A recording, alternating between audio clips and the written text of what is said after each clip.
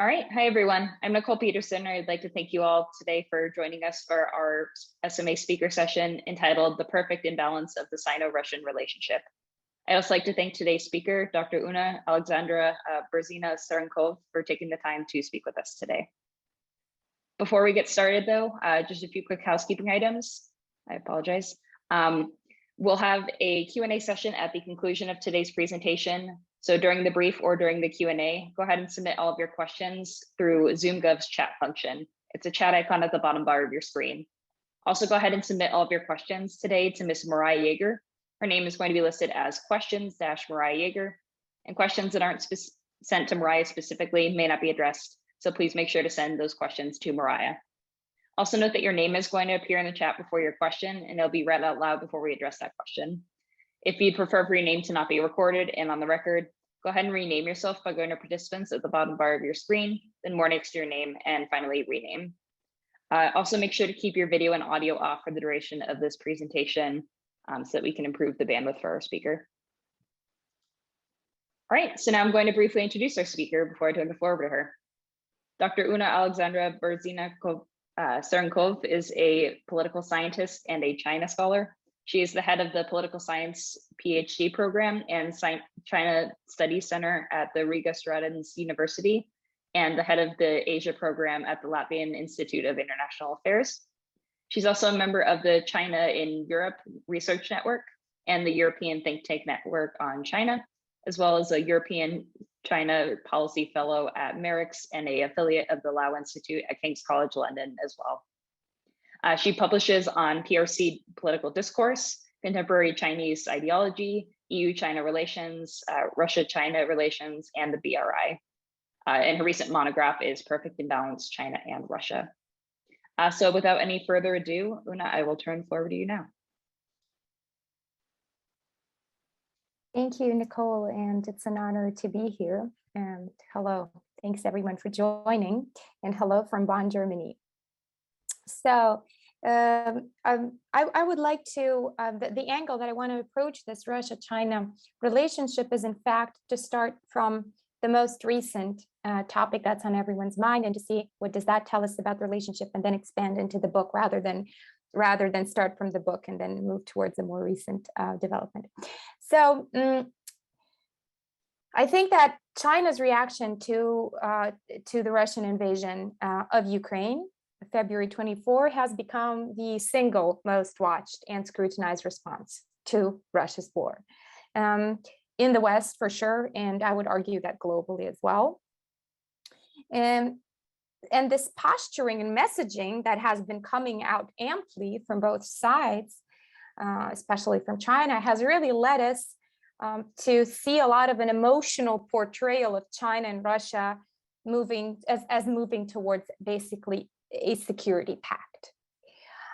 Today I want to talk about what is problematic. Why do we need nuance before we make this conclusion, and how we can establish this nuance.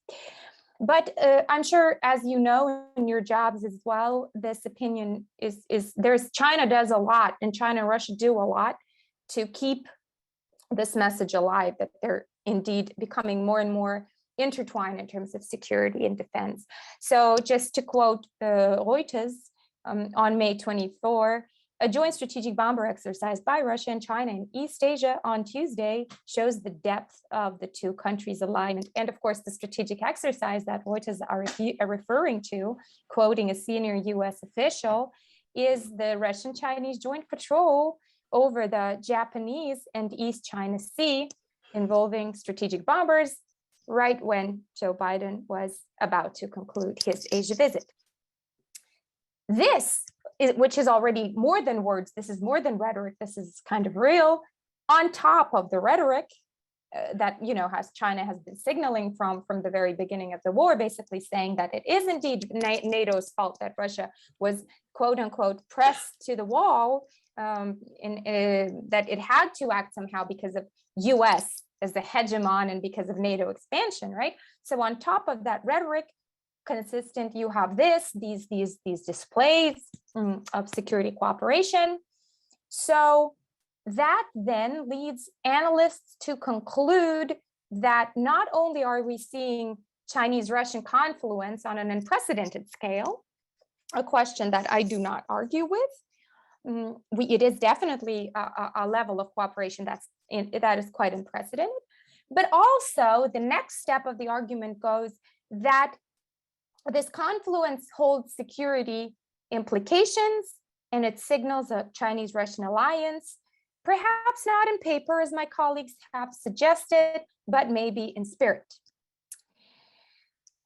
And I would say, just to give a kind of a disclaimer, of course, the Chinese position is a sufficient cause for concern in Europe and also in the US.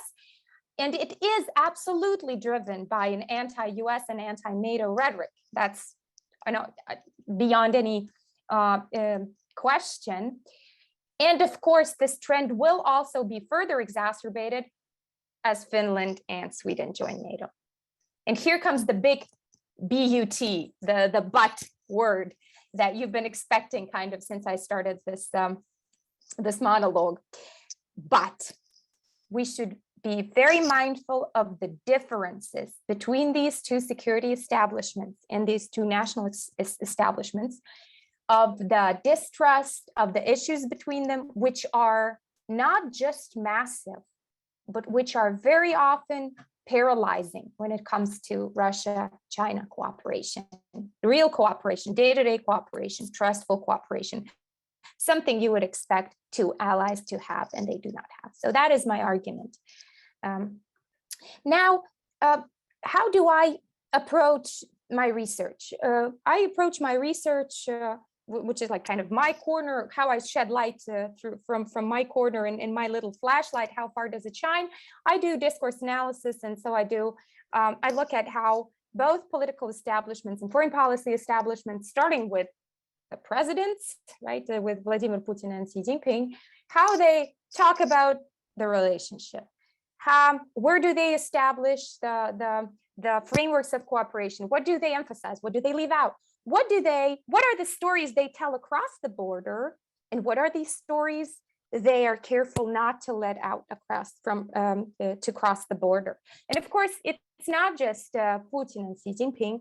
It, of course, is the establishment. So those are the foreign ministers, the prime ministers. Of course, Mishustin hasn't been super active in that sense, but still, it's wider than just the two personas, I would say. So how do these countries depict one another in this relationship? And this is where I want to quote Wang Haiyun, a Chinese Academy of Social Scientists, Chinese Academy of Social Sciences researcher who has written extensively on Sino-Russian military relations, and of course in a very kind of a way that suggests depth of this relationship. And I want to quote him. And the way he describes this relationship 2 years ago is shoulder to shoulder, back against back, hand in hand, heart to heart. I think this is an incredibly good frame because it is a wording of extreme proximity. But if you think about it, it describes a physically very uncomfortable or even impossible exercise. And I think that is a great metaphor for the Chinese-Russian relationship, is that it is a wording of extreme proximity, but when you look at it, actually shoulder to shoulder, back against back, hand in hand, and heart to heart is really hard to achieve unless you're an acrobat. And this is where I want to argue that there is a curious disconnect between the external messaging and the internal messaging. And on top of that, there's another disconnect between the messages and between what is really going on the ground.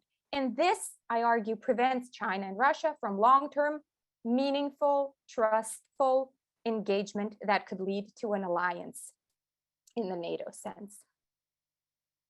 So, and this is where I want to jump into the book. So this question of Russia and China, how close are they, in fact? How close is it indeed, as both leaders praise it, to be the closest relationship they've ever had nationally and personally? I mean, for example, Xi Jinping has said, Russia is my most visited foreign country. And President Putin, to me, is the closest friend and a good colleague. That was 2019. Putin, on the other hand, for example, has said that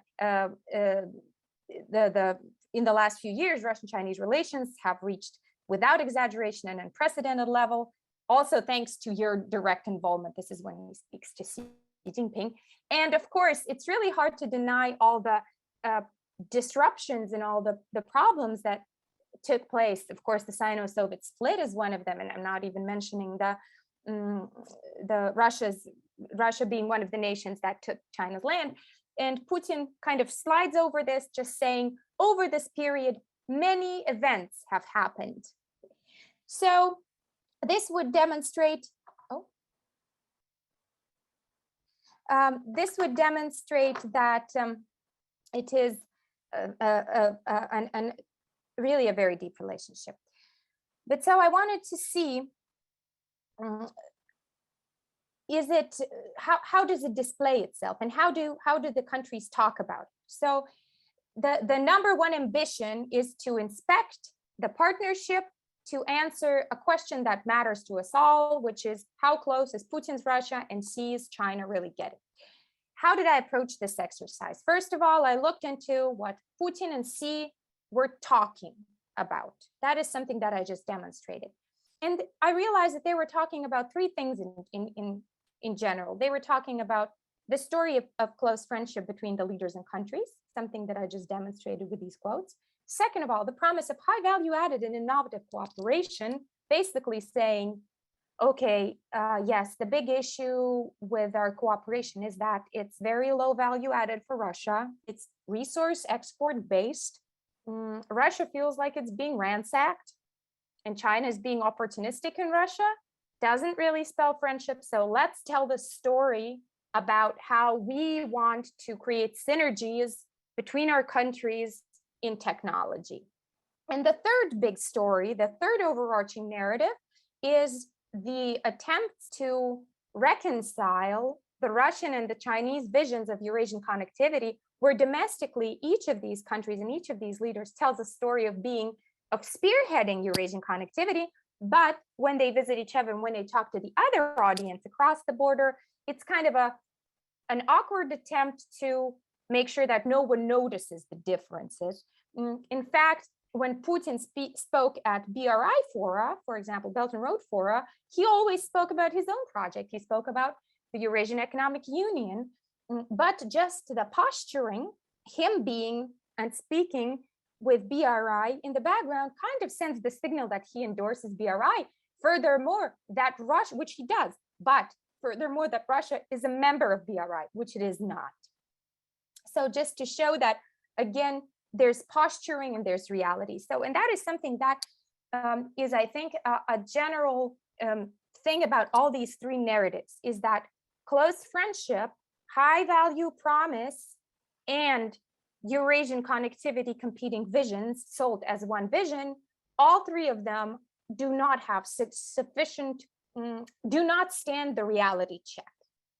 So the second thing I did was to see how do these establishments then frame more tangible cooperation.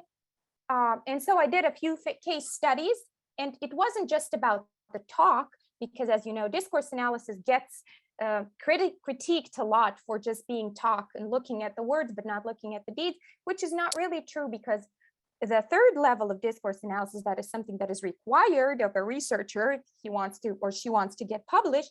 It is exactly this extra textual research. So you have to look at realities. So I chose several case studies: security cooperation, the Arctic, Russian and Chinese activities in each other's quote unquote neighborhoods. In the Russian case, it was Central Asia, how China is trying to approach Central Asia, and how is it trying to renegotiate the Russian rules there, the Russian presence there, and whether there is some sort of a renegotiation and reshifting going on. For the Chinese case, it was Vietnam, how Vietnam kind of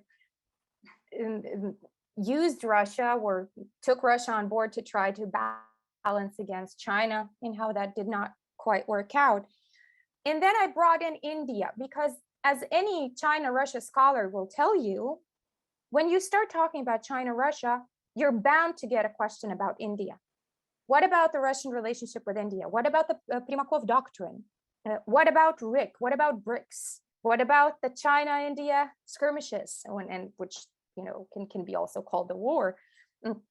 What about Russia selling arms to India, but at the end of the day, not being quite there? What about India's position in Russia's strategic planning documents, because China was heavily downgraded in the 2021 strategy in comparison with the 2015 strategy, and India is being brought to the level of China in this 2021 document. So what about these things? So I had to bring in India. And then finally, I looked at two other things. I looked at how China, Russia positioned themselves in space. So the space frontier, the complementarity, the stories they tell about needing each other, and the reality of it. And then the last case was, because I don't know if you guys remember, but before Putin attacked Ukraine, there was such a thing called COVID. So that was when I was writing the book, and I examined the first wave. That was something also my editor suggested that I do. I looked at the first wave of the global pandemic as a stress test, particularly on the Chinese-Russian relationship. And I looked at how these partners dealt with COVID on the discursive level, so how they tried to use it to renegotiate their global roles. If you remember, China was doing that a lot, basically saying we will be the leader with the vaccines and everything. I looked at how at mutual dependencies. I looked at the administrative level, how there's a learning curve of leveraging responsibility between the center and the regions. And then I also looked at how immediate outbreak relief is being conducted versus is being talked about across the border. So just like in other cases, what I found in all these cases was that the story was grand, just like with Belt and Road. The story of cooperation was grand and mighty, and the story of COVID-19 solidarity was strong. Russia supports China, China supports Russia, but day to day, the establishments just do not trust each other. Russia was talking about China, do not blame China for the outbreak. And when I say Russia, of course, I mean these speech acts from foreign policy actors, right? So that is what I know. This is always a question. Like, what do you mean? What do you mean China? Do you mean Chinese companies? Do you know state? Do you mean state-owned enterprises? Do you mean private capital? Do you mean the Chinese national football team? When I say in this particular framework, when I say China and Russia, I mean the foreign policy establishments, primarily the presidents, but also, like I said, what trickles down to other actors that we see. So in the meantime, while this was signaled, borders were closed, Chinese looking people were harassed in Russia. So I'm not even talking about Chinese passport holders, which would already be bad, but I'm talking about anyone. And as we know, Russia is 2/3 an Asian country. So you have a lot of Asian looking people in Russia, including Russian, ethnically Russians. So they were harassed for being kind of virus spreaders.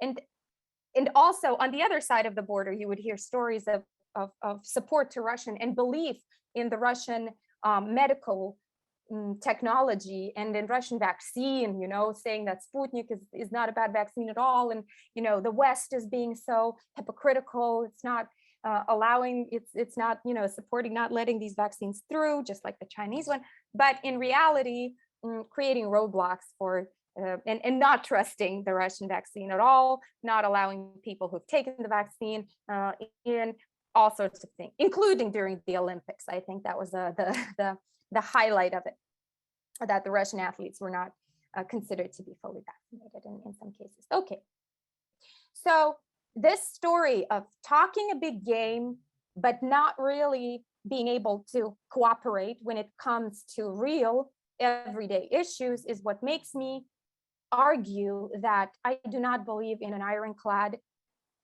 Russian-Chinese security alliance. And I already apologized to some of the folks that came in early, but including Todd. But if you hear snoring in the background, it is not somebody that I have bored to death with my talk. It is in fact my dog. So sorry. Okay, now to summarize these case studies, I cannot say that a Chinese-Russian alliance is in the making. Both of these countries have heavily pivoted towards themselves and are very inward looking. And I think with the Russian absolute disconnect from reality, we can see that.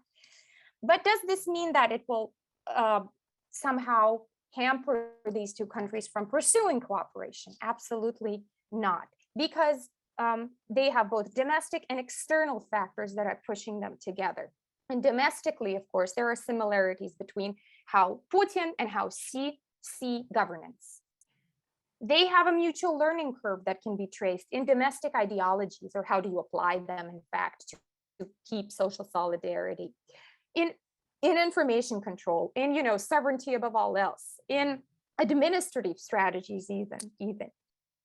And the information spaces are so sealed off that when some voices are not happy with what's happening at the other side of the border, these voices just do not make it across the border.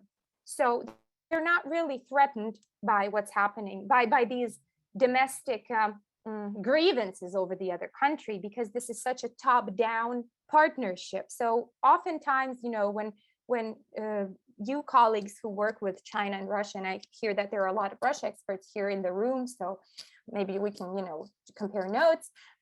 But when you probably also get asked a lot,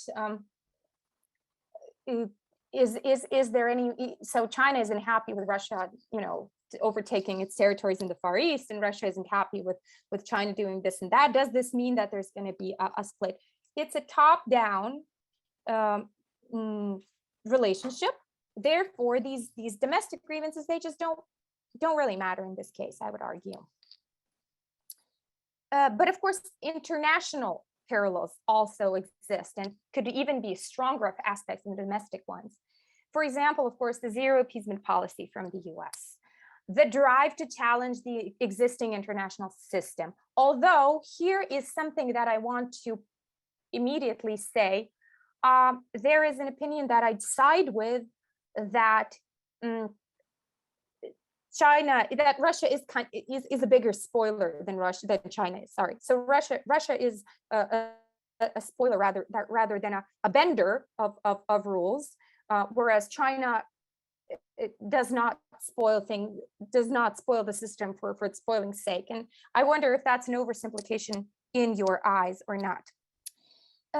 Well, and this is where I want to. And actually, and then there's this disconnect between the words and deeds. So, and I think that Ukraine adds more of the same here. It demonstrates on the story level. Indeed, China is backing most of Russia's stories, not all. China is not backing the Nazi story, by the way. It doesn't serve the purpose, because China is backing up those stories that serve the anti-US agenda, because China is worried about the US in the Indo-Pacific, and the stories that help China look good in the eyes of the quote unquote global South. We know that's a very problematic term. I do not like it either, but that's something that they also use. So what I want to say is that we must acknowledge that the image of aligned countries, close friends, and win-win economic partners, this image that China and Russia, it's the exact message that China and Russia have been trying to feed us, feed the outside audiences, including us. But there are very little deliverables from this positive cooperation agenda in reality, be it in the Arctic, be it in space, be it in medtech, be it in everyday business cooperation. I'm not saying this image is baseless.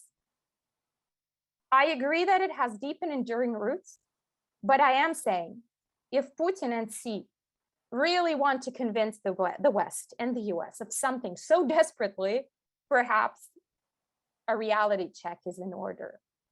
Now on the alliance, two things. Yes, maybe, so I've presented this argument before, and I've discussed it with my colleagues at Stanford.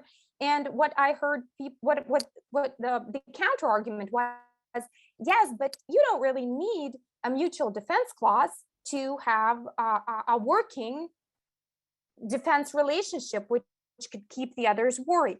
Absolutely, you do not need. You can just be, on a, like I said, not on paper but in spirit. But there's another thing that is crucial for any kind of security arrangement, even though it's not on paper, and that is trust, institutional trust, and which leads to information sharing. I kind of feel like Russia and China are not in their relationship with the current leadership at the stage where they could share sensitive information on a day-to-day and create institutional rooted cooperation. If anything, we see Russian researchers being jailed for, quote unquote, selling information to the Chinese, for example. So there's a lot of mania, there's a lot of fear over China obtaining sensitive Russian information. So what are they going to do then? Does it mean that the planes didn't fly, that nothing happened when Joe Biden's visit was about to end in Asia? Of course not. What I'm saying is that these constraints that I outlined put Russia and China into security cooperation whose main goal is to annoy the West and annoy the US, into the gray zone and into the ad hoc ad hoc model. So that leads us to a question that Todd asked before, and also Mariah asked before we started today's conversation, before the audience came in. What should the US response then be? And is there leverage for the US to affect this situation, this gray zone activity? And this is actually an open question because I am not a US analyst. And I'm afraid that this is where if I was doing quite well so far, sorry for saying that if I do say so myself, but then this is the moment where I could lose you as an audience because I could say something that is absolutely baseless. I do feel though, and this is where my personal bias comes in. I'm a Bolt. I come from the Baltic Sea region, and I have seen what NATO commitment does for the security of my country and my region. So this is where I argue from. I see that NATO commitment is a very good thing, and if you compare it with the US, with the Ukrainian experience, then that is the line between life and death for smaller countries and less influential countries in Europe, and that is why I'm definitely a fan of NATO. So I would like to say, when it comes to the response for the US, this does not have to be a unilateral thing. I think what has happened is that many European powers have acknowledged the importance of the Indo-Pacific and have started showing up more and more in terms of their defense and security in the region, both symbolically and physically as well. So I think it is important to keep that unity that the Ukrainian situation has given us, but it is also extremely important to acknowledge the nuance that China is a completely different challenge from Russia. And it is important to still remember that the challenge of Russia is of today, whereas the challenge of China is much more diverse, is much more gray zone, but it is that we should prioritize Russia for the time being. And now I have a few questions here. Nicole, would you like to moderate, or do I just read them? Yeah, I'll go ahead and moderate the questions. So thank you, Una. And for our audience, please feel free to keep submitting the questions that you have through the Q&A chat to Mariah. All right, let's go ahead and start with a question posed by Todd Bezier, SMA's director. And this question is, are the Chinese and Russian public opinions a factor in the relationship, or is this simply defined by the two leaders? These populations appear to have a long history of mistrust of one another, and I wonder how these leaders accommodate this, or if they're just ignoring their citizens. Yes, exactly. That's like spot on. There is a lot of distrust boiling in the populations, and we see it spilling over.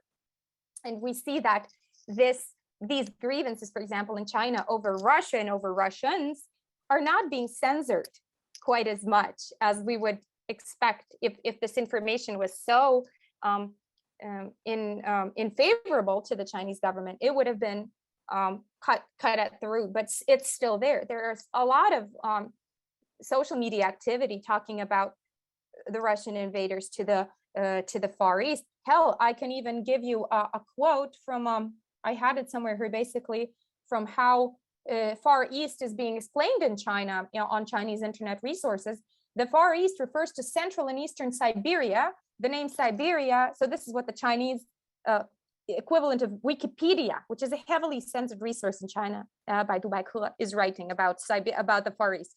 So Siberia is derived from Xianbei, one of the ethnic groups in northern China. Siberia has been a living area of Chinese nomadic people since ancient times. In the 17th century, it was incorporated into the Chinese territory of the Qing dynasty.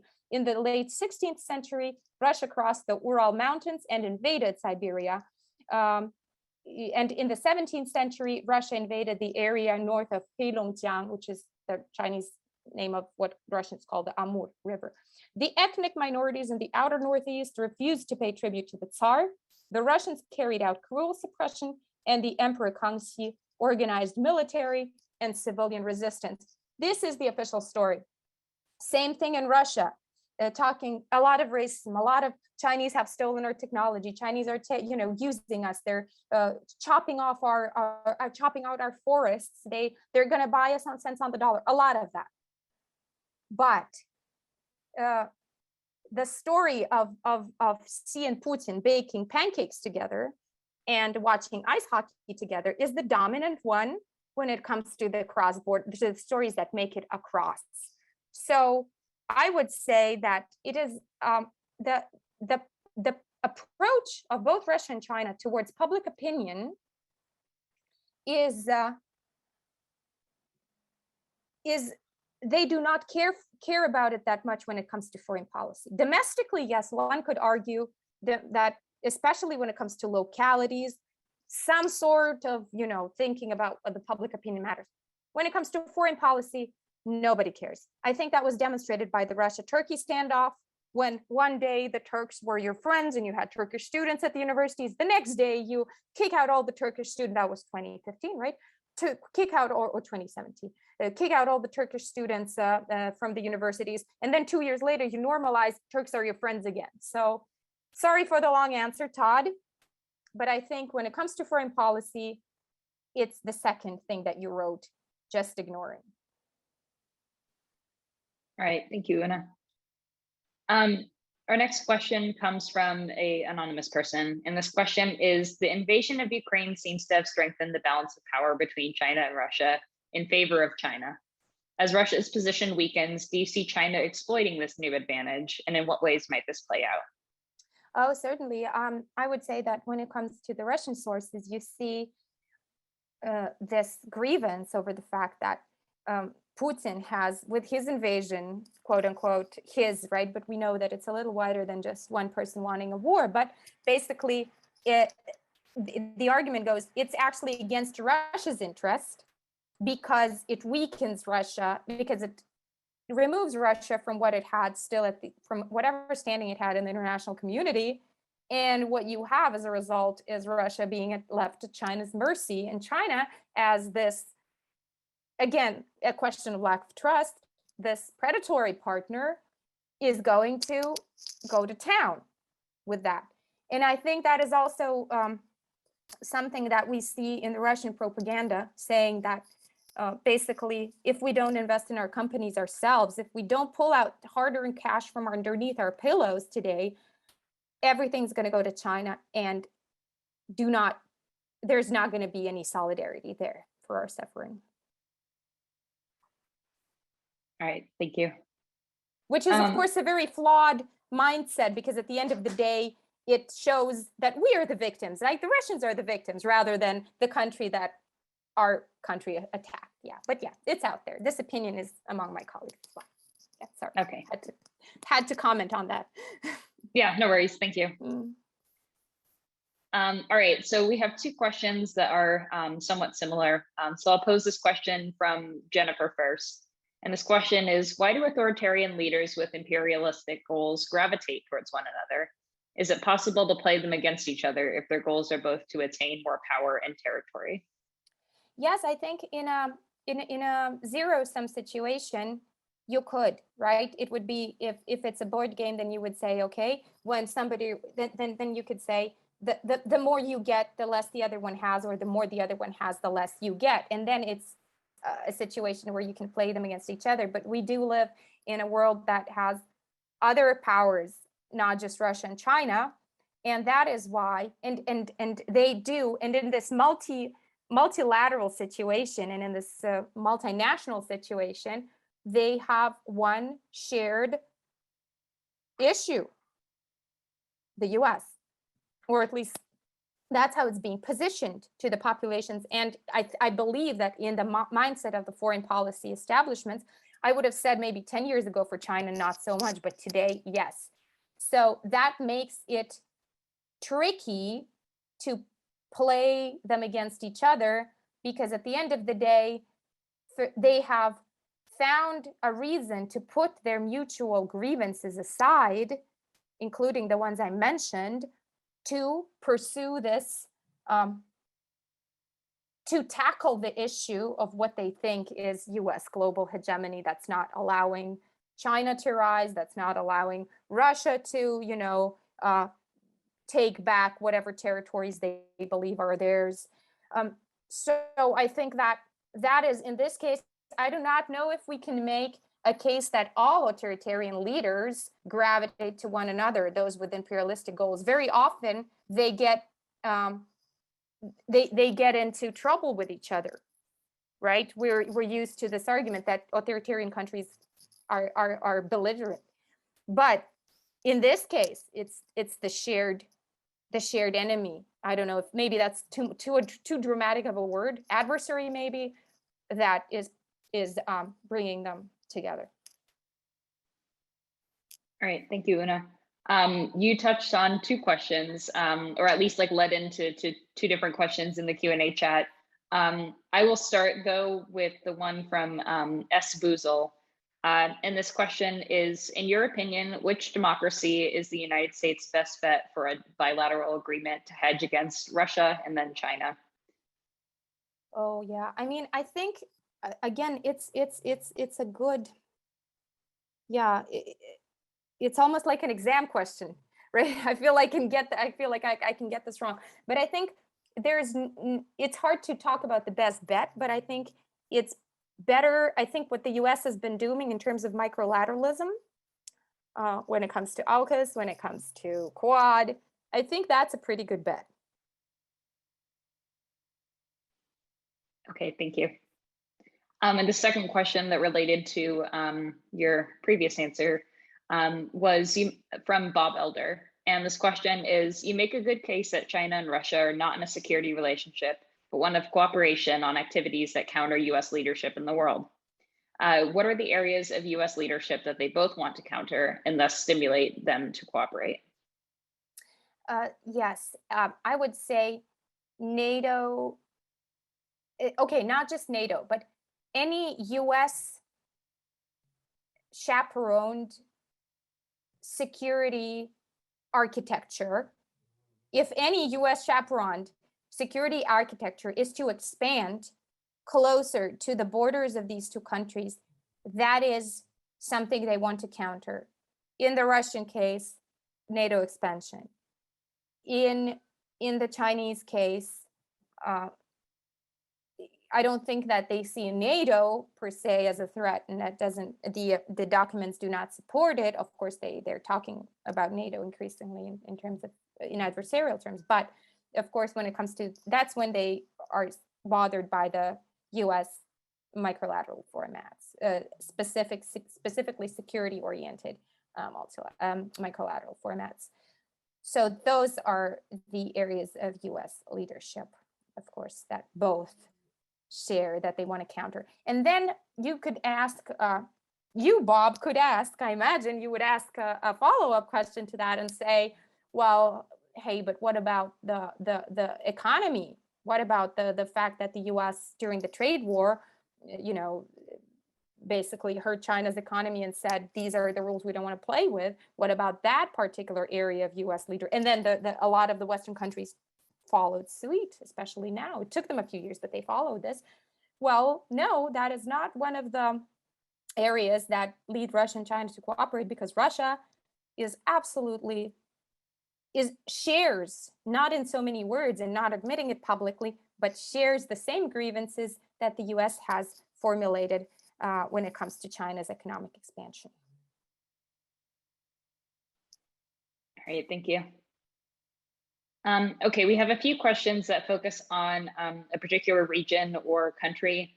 So this first one is from Anonymous, and the question is, do you see increased cooperation or rivalry in the Arctic between China and Russia? Yeah, the Arctic, certainly for China, a country that has proclaimed itself to be a near Arctic state, a new concept, right? Something that didn't happen. I think it was Pompeo who said that you're either an Arctic country or you're not. Like, there's no such thing as a near Arctic state. Be it as it may, once you coined the term, it's out there. And of course, for China, Russia is the closest Arctic. Russia is the vastest Arctic. Russia is the, let's be fair and honest here, the worst, the most undergoverned Arctic, security aside, you know, and all the military stuff they have there aside.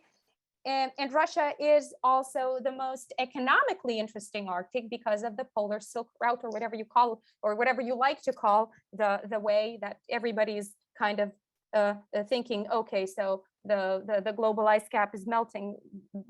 That's a shame, but let's see if we can make a quick buck while we're at it. So for all these reasons, of course, China is interested in getting into the Russian Arctic one way or another. But actually, and this is again the moment in the talk when India comes in, but Russia knows this. Russia knows that any other country would be a consolation prize. Even Greenland, you know, even the territory of Greenland is a consolation prize for China, and is trying to, and is doing two things. On one hand, is worried that if you let China in, then there's going to be hell to pay. There's going to be even more ecological issues because of Chinese kind of expansive approach to money making in those regions. And the fact that local oversight is not to be trusted. Institutionally, Russia is incredibly weak, very corrupt. So if you're going to have a local official with the decision power to sign or not sign a Chinese company's permit to do something in the Arctic, and he's going to get some butter on his sandwich, and he's going to, or she's going to, women are corrupt also, as we know, they're going to sign. So Russia is afraid of that. At the same time, Russia also knows that in a situation of being being the weaker partner in this relationship, it's all about comparative leverage. And Russia's Arctic and the access to it is a real card, is a real trump in the Russian hands. So I think you asked exactly. Sorry, let me come back to the question. So is it cooperation or rivalry between China and Russia in the Arctic? I would say both, because that is the situation where the roles are inversed. If in general, China is the stronger partner and China is calling the shots, then in the Arctic, it is Russia that feels like it has the leverage over China, and China wants something from that Russia's got. Thank you, Una, for tackling that question. David Liu asked, after incorporating India into your research, how does Russia's affinity towards India impact China-Russia relations? When Russia prioritizes India, is it at the cost of relational capital with China? I think that Russia uses India. That is also what my Indian colleagues have pointed out. That is why Rick is dying, and Rick is basically dead, and why BRICS is just a shell, or is in cold storage in terms of how India approaches it, because India believes that India is a bargaining chip in Russia's hand when it's talking to China. Again, for the same reason that I outlined with the Arctic, it's kind of a leverage, but Arctic is an internal leverage for China, whereas the relationship with India is an external leverage in Russia's relationship with China. But when push comes to shove, the relationship with China is more important for Russia than the one with India. That's how India sees it. And that is why this, yeah, sorry, I think I answered this. Yeah, it's been a long day. We wake up like it's the afternoon. So if I go on, just cut off my mic. I think I answered the question. No worries, you've done great. Thank you. Martin Szynski has asked, how does one solve the current issue of wheat transportation from Ukraine to the Middle East and Africa, which suffer from this problem? Yeah, that's something that my colleagues do. When it comes to human geography and logistics of the conflict, I'm not the right person to ask. I wonder. The fact that you've asked this question means that it's important to you, and probably know a lot more than I do. So I'm not qualified to answer. I'm sorry. No worries. Thank you. Okay. Let's go with this question from Steve Schenkel next. And this question was, do you see different levels of cooperation diplomatically / politically and militarily between China and Russia? There have been several joint fights in the East China Sea region. Will this military cooperation reflect and or drive future relations? Yes, so I still posit that the East China, the joint military drills where China has been showing up symbolically and has not gone in all the way in, and also the fact that when it comes to Central Asia, in fact, China is trying really hard to get the Central Asian countries to sit down without Russia being present. So establishing security cooperation, or at least what they like the softer side, so anti-terrorism, anti-extremism cooperation, that kind of thing, talking about these things, security security with these countries without Russia being present. That demonstrates that militarily these joint flights do not necessarily reflect very strong cooperation. However, of course, now I think in the context of the Russian-Ukrainian, it's not the Russian-Ukrainian war, sorry, it's the Russia's war in Ukraine with Ukraine. So in the context of this war, I think both Russia and China have acknowledged that this is the particular story that makes their joint issue, their joint adversary, the US, particularly uneasy, and that is the story of closer military cooperation. So what I think is they're going to double down on telling that story.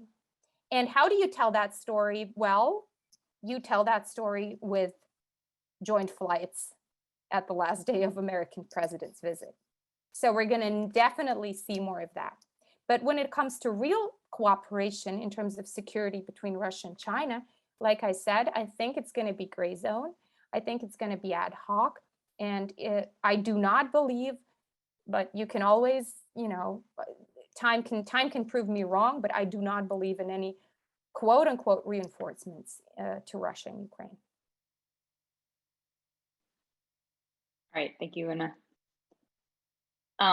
James H has asked, you mentioned the public perceptions of quote unquote Putin and Xi baking pancakes being more popular as opposed to China's stealing our ideas and resources, et cetera. Are these perceptions based among population centers, as in Beijing and Moscow, or more rural areas, as in Siberia and the Far East? Yes, thank you, James. I think I might have not been clear on this. What I meant is that the pancake story and the story of personal friendship, the bromance story, is something that is being projected top down on the populations. It's being rained down on the populations. And that's why it's the dominant story, because these are not exactly free societies when it comes to media. So these are the stories that are being projected from top down. Whereas the Chinese are stealing our ideas, resources, and the Russians have taken away our land and have mistreated us, those are the stories that are bottom up, that come from the population, that kind of simmer there, but that are not being let that are not being allowed quite as high into the level as these top-down stories. So the division here, it's an interesting question whether the population centers are more open to the cooperation with this other country, or is it similar in all areas? But I think the main divide here is between what the establishment is pushing on the populations for them to think of the friendship, just like in the 50s, to be honest. You know, you remember the pictures of friendship between China and Russia, right? 中俄友谊, like the Russia-China friendship. Китай и Союз друзья навек. So the China and the USSR are friends for forever. So that is something it's that divide between these stories and the stories that people kind of talk about. Damn Chinese. That's the big divide. All right, thank you. Howard Schatz has asked if you think that China would help Russia break sanctions, and if so, in what ways? For example, facilitating payments, facilitating imports of banned tech items, or others. And if China does help Russia break sanctions, what will it likely want in return? Well, it's interesting to see where does this go from here?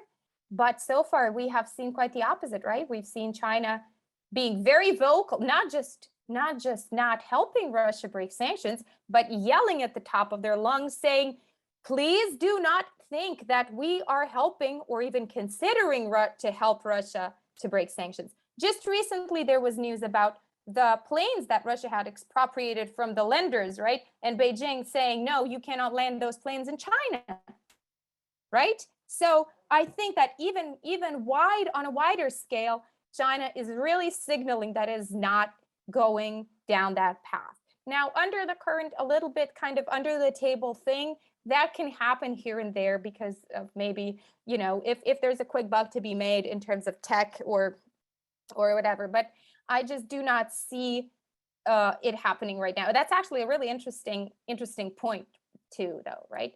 But if it does, in the unlikely case, and anything can happen, something can change. If it does, what will it likely want in return? That's the thing. I think at this point, China's got the upper hand that it doesn't really need to curry favors from Russia. And it can have anything it would like in return already, pretty much, including the prices on the resources. So I don't think it just pays to Beijing, if it makes any sense, to risk like that, or to rather to go that deep in the Russian camp when you don't really gain a lot. All right, thank you, Anna. George Hovey asked, what are the greatest sources of friction in the Sino-Russian relationship currently, other than the Ukraine invasion? And what future development would be most likely to cause a serious rift between the populaces or leaders? Yeah, the greatest sources is, so well, like I said, now is this period of projected friendship where the sources of friction are being kind of pushed a little bit below, are being pushed down and are being suppressed. But of course, the frictions are mostly historical, and also a lot of a lot of perception friction. So Russia still. Many Russians still feel as superior to China historically, and I have to even say racially, that if you've done some field work in Russia, you're going to know that there is an or even, you know, it's a problem of the society for sure. But whereas China kind of feels that Russia has failed at so many things and has just over and over and has eroded any institutional structure that could be efficient. It doesn't have to be democratic, mind you, but something that could be efficient. So it's kind of all resting. It's a big blob, which is mixed of oligarchs, ex-KG, so the KGB folks, the FSB folks, the GRU folks, the organized bandits, and that's all like a big blob that Putin is kind of that's behind Putin, and that will burst when Putin dies. And that brings me to the second part of the question: what in the future, what could cause a rift then? As history has shown, in this particular relationship, the Sino-Russian relationship, when one of the guys dies, there's a rift. So I do not particularly always enjoy that there's a direct line, to draw a direct line between the 1950s and the 2020s. But in the 1950s, we did see that after Stalin's death in 1953, the relationship went downhill because it was pretty much rooted in Mao and Stalin's relationship. So here, if something changes in Russia or in China, I mean, we hear more about Putin's health. And in China, maybe it's not as dramatic because you can still find, so the system isn't as reliant on the personality of Xi, I would argue, is, but not to the extent that Russian is. So I think if Putin dies, if somebody nationalistic steps in and harnesses the population's feel of resentment towards the Chinese being stronger, here you go. Well, thank you for tackling that question. Okay, let's end on this one question. And I think we've had a chance to get to most of the questions today, but if your question wasn't addressed today, feel free to shoot me those via email, and I can pass them along to our speaker today. But let's conclude this has on been this. such an active exchange. I feel like after a thesis defense or something, it was like a tennis match, you know. So sorry if I dropped some of the balls. Yeah. Oh, no worries. Our audience never fails to show up during our Q&As. Let's wrap up with this question from Anonymous. And the question is, China has shown a great deal of patience with Russia's invasion of Ukraine, even backing away from longstanding declarations of importance and the preeminence of national sovereignty. You mentioned the rejection of Putin's anti-Nazi claims, but do you see any additional points of divergence or red lines that may cause China to take position and potentially actions against Russia? And are there limits of China's toleration of Russia? So this kind of goes hand in hand with that last question. Yeah, I would say that nothing that, I don't know, maybe tactical nukes would be an issue. Of course, it's uncomfortable for China, of course. A full invasion into a sovereign country that China has a strategic partnership with is a very uncomfortable thing. But plus, especially, I mean, my colleagues have written, Marina Rudiak and Maria Repnikov have written about how the narratives changed here and there, you know, after Bucha especially. But so kind of the atrocities, the killings, the massacres of civilians is something that rattles China's cage in that sense.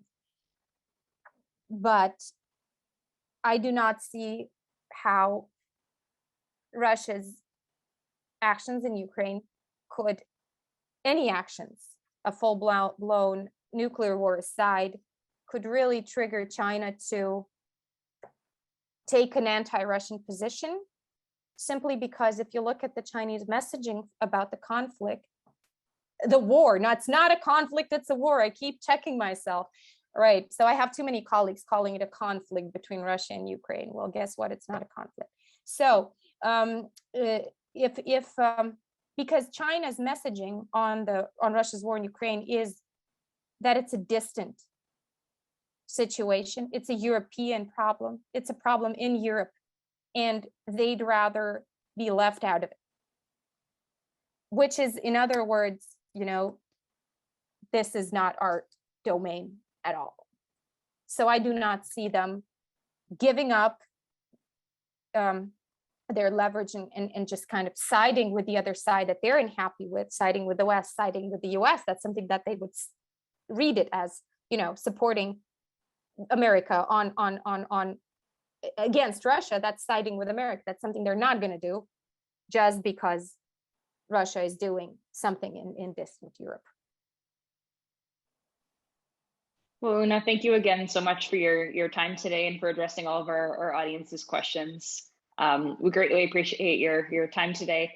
And thank you all to our audience for asking your questions and for taking the time to listen to our speakers' remarks today. So have a great day, everyone, and stay safe. Thank you, dear colleagues. It was an honor. Goodbye.